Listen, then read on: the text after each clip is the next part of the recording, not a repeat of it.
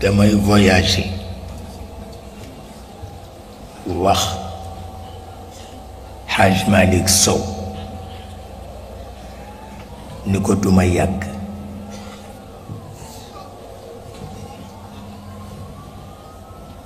nekkal ci kër gi duma yàgg ma ñibbisi ci guddi bët set ma dem seeti ko moom Haj Malick Sow mu ni ma man de biig laa mës a gis sa maam Serigne Touba ci gént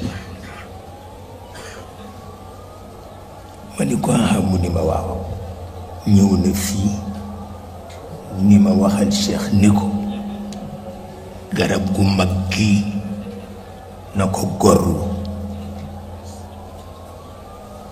gorlu ndax reen yi am na ci yu fatigué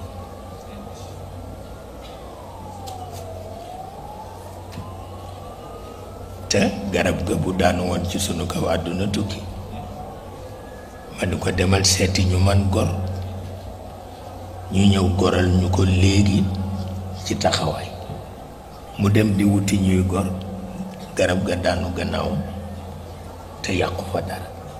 waaw yàlla xam na ko pour wax la ni ci ñaari daara yépp la ñu bokk loolu la yàlla dogal fa tabarakallahu